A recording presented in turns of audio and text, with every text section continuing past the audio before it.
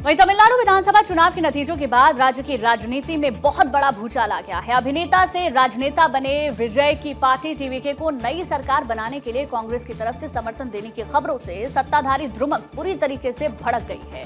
द्रमुक ने अपने सबसे पुराने राष्ट्रीय सहयोगी कांग्रेस के इस अचानक पाला बदलने वाले कदम को पीठ में छुरा घोंपना करार दिया। इस चुनाव में द्रमुक को करारी हार का सामना करना पड़ा और अब उसके साथ पुराने साथी ने भी उसका साथ छोड़ दिया है, जिससे राजनीतिक माहौल गर्म हो गया। इसको लेकर डीएमके के प्रवक्ता ने कहा कि कांग्रेस पार्टी ने टीवीके के साथ में गठबंधन करने और उन्हें अपना समर्थन देने का जो फैसला किया वो एक बहुत बड़ा धोखा है। उन्होंने कड़े शब्दों में कहा कि कांग्रेस ने सिर्फ द्रमुक की ही नहीं बल्कि पूरे तमिलनाडु की जनता की पीठ में छुरा घोंपा। अन्नादुरई ने अपनी गहरी नाराजगी जताते हुए कहा कि कांग्रेस ने तमिलनाडु की जनता द्वारा दिए गए जनादेश का घोर अपमान किया है। ये सब इतनी जल्दी हुआ कि चुनाव प्रक्रिया अभी पूरी तरह खत्म भी नहीं हो पाई और कांग्रेस ने टीवीके के साथ हाथ मिला लिया। द्रमुक प्रवक्ता ने कांग्रेस की इस जल्दबाजी पर तंज कसते हुए कहा कि जीत के प्रमाण पत्र पर चुनाव अधिकार के हस्ताक्षर की स्याही अभी सूखी भी नहीं थी कि कांग्रेस ने अपना नया गठबंधन तय कर लिया। अन्नादुरई ने कांग्रेस को उसका पुराना इतिहास याद दिलाते हुए कहा कि हमने हमेशा और हर कदम पर कांग्रेस का पूरा समर्थन किया है। यह हमारे नेता एम के स्टालिन ही थे जिन्होंने सबसे पहले कांग्रेस नेता राहुल गांधी को प्रधानमंत्री पद के उम्मीदवार के रूप में पेश किया। इसके बावजूद कांग्रेस ने द्रमुक के साथ इतना बड़ा धोखा किया। द्रमुक ने इस नए गठबंधन के चुनावी गणित पर भी सवाल खड़े किए। अन्नादुरई ने पूछा कि टीवीके के पास में अपने दम पर सरकार बनाने के लिए पर्याप्त संख्या बल नहीं है। उन्हें सत्ता में बने रहने के लिए कम से कम 11 से 12 और विधायकों की जरूरत है। ऐसे में सिर्फ 5 विधायकों वाली कांग्रेस उनकी क्या मदद कर पाएगी। उन्होंने साफ कहा कि कांग्रेस केवल टीवीके कैबिनेट में 2 मंत्री पद पाने के लालच में खुद को पूरी तरीके से बर्बाद कर रही है, जबकि 47 विधायकों वाली अन्ना द्रमुक भी टीवीके को समर्थन दे रही है। तो टीवीके के 5 विधायकों का साथ लेगी या 47 विधायकों का, ये सबसे बड़ा सवाल है। अन्नादुरई ने टीवी के प्रमुख विजय पर भी निशाना साधा है। उन्होंने बड़ा आरोप लगाते हुए कहा कि चुनाव नतीजे घोषित होने के बाद विजय ने अपने निर्वाचन क्षेत्र या राज्य के मतदाताओं को ठीक से धन्यवाद तक नहीं कहा।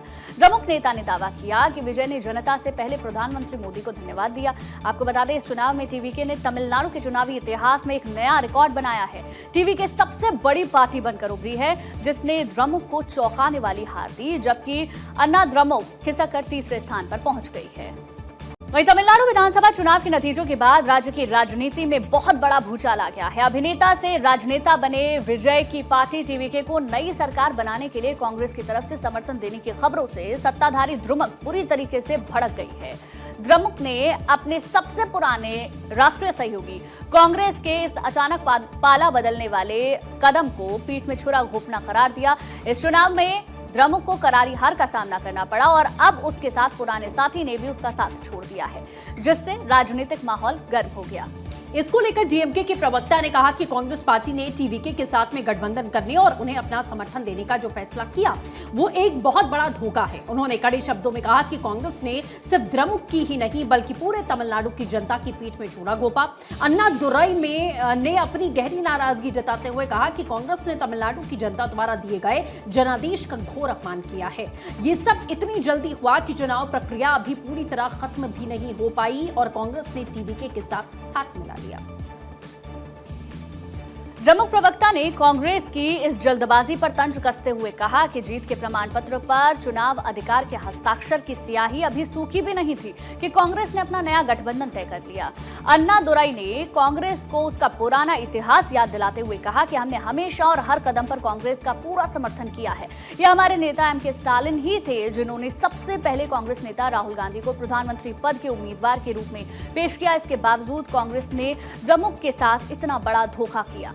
द्रमुक ने इस नए गठबंधन के चुनावी गणित पर भी सवाल खड़े किए। अन्नादुरई ने पूछा कि टीवीके के पास में अपने दम पर सरकार बनाने के लिए पर्याप्त संख्या बल नहीं है। उन्हें सत्ता में बने रहने के लिए कम से कम 11 से 12 और विधायकों की जरूरत है।